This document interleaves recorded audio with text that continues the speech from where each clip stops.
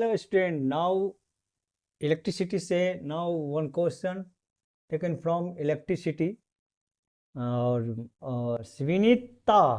and Ahmed demonstrated a circuit that operates the two headlights and the two side lights of a car in their school exhibition. Okay, based on their demonstrated circuit, answer the following question. Well, very simple.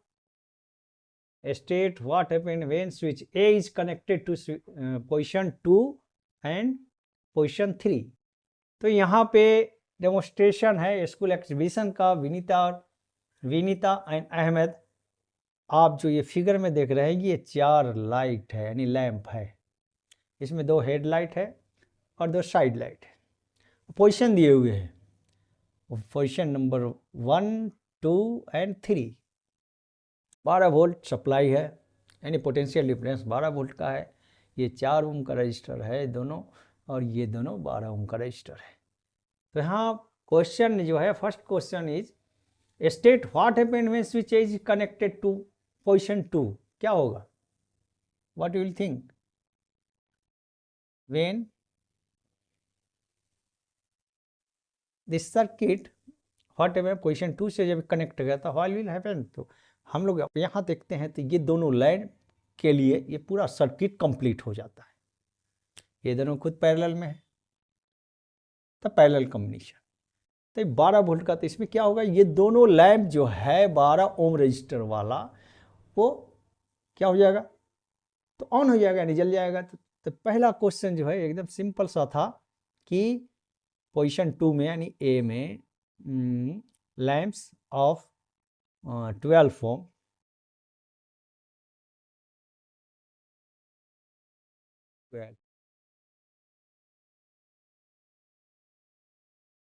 On हो जाएगा। तो ये दोनों simple था, इसी के आधार पे ये पोजीशन जब 3 होगा तब, तो इसका मतलब होता है कि आप इसको डिस्कनेक्ट कर दीजिए। अब ये सर्किट ब्रेक हो गया। अब इस पॉइंट को आपने जोड़ दिया पॉइंट 3 से, पोजीशन 3 से। अब सर्किट आपका कंप्लीट होता है। यहाँ से देखिए ये भी दोनों पैरेलल है तो ये दोनों लैंप जल जाएगा। तो पोजीशन बी में पहला बीट का कि लैंप्स ऑफ जो 4 ओम वाला दोनों लैंप्स है वो दोनों ऑन होगा। इस कंडीशन में अगर 4 ओम ऑन है तो ये दोनों ऑफ हो जाएगा, और 12 ओम का लैंप्स अगर ऑन है तो ये ऑफ रहेगा। तो ये दोनों इसका क्वेश्चन है। सेकेंड बीट में जो क्वेश्चन है कि find the potential difference across each lamp when lit जो है लाइट का पास्ट एंड पास्ट पार्टिसिपल। तो यहाँ पे पोटेंशियल डिफरेंस क्या हो सकता है, cross the each lamp when lit का मतलब तो अभी है कि ये पास्ट एंड पास्ट पार्टिसिपल है। ओके, तो लाइट का ही लिट। तो यहाँ पे ये दोनों का क्या होगा पोटेंशियल डिफरेंस। तो सर्किट आप देख रहे हैं कि आप जो है पहला केस में अगर हम लोग देखेंगे कि फाइंड द, पहला केस में देखेंगे तो अगर इसी केस में अगर देखते हैं तो ये दोनों पैरेलल है। तो आपने जो पढ़ा है कि जब पैरेलल कनेक्शन हो तब केवल करंट डिवाइड होता है, वोल्टेज जो होता है सेम होता है। तो उसी कंसेप्ट को यहाँ ध्यान में रखते हुए जब 12 वोल्ट का जो टर्मिनल वोल्टेज है, जब सप्लाई वोल्टेज है वो जब जाएगा तब 12 वोल्ट इधर भी आएगा, 12 वोल्ट इधर भी आएगा, यानी in the both the lamp receives 12 volt. तो बेसिकली दोनों जो बैटरी है वो 12 वोल्ट इस सेक्शन के लिए, अगर एक कनेक्शन इसके लिए हो जाए तो इसमें भी वही है, 12 ओम रजिस्टर है लेकिन ये 12 वोल्ट जो है ये दोनों को मिलेगा, इसलिए कि पैरेलल है। तो पैरेलल कनेक्शन में आप लोग ये जानते हैं कि वोल्टेज डिवाइड नहीं होता है, करंट डिवाइड होता है। तो करंट यहाँ बढ़ता, वोल्टेज सेम ही होगा। तो दोनों केस में जो आंसर आपका आएगा 12 वोल्ट ही आएगा। तो हमको लगता है ये बेसिक चीज़ था इलेक्ट्रिसिटी का, ये आप लोग पहले से भी जानते हो कि तो आराम से समझ गए हो। नेक्स्ट इसका 2 बीट है, उसके बारे में चर्चा करते हैं अभी। थर्ड बीट है कैलकुलेट द करेंट। कब condition here condition are given कि in each 12 ohm lamp with when lit, यानी जब जल रहा है तो in each 4 amp lamp when lit। तो करंट निकालना है 12 ओम के लिए। पहले बीट में हम लोग क्या समझेंगे, ओम्स का नियम यहाँ पे आपको आ गया, ओम्स लॉ कॉम्स हियर कि V equal to I R. तो ये आपको दिमाग में है, ये तो सिंपल चीज़ है। आपको करंट चाहिए, करंट चाहिए तो V by, it means V already दिए हुए कि हाँ चलो भाई दोनों में जो 12 ओम है 12 वोल्ट ही रहेगा, तो 12 बाई और रजिस्टर भी है 12, तो ये आपको आ जाता है कितना, तो 1 एम्पियर। तो पहला जो सेक्शन था ए का तीसरा बीट का फर्स्ट वन 12 एम्प लैम्प के लिए इन्हें कैलकुलेट द करंट हो गया। दूसरे सेक्शन में अगर जाइएगा बी के लिए तो आपको यहाँ दिखेगा फार्मूला ओम्स लॉ ही चलेगा। ओम्स लॉ को आप जानते हैं, इसमें आई आप निकालिएगा, V बाई आर जो है सो वही रहेगा।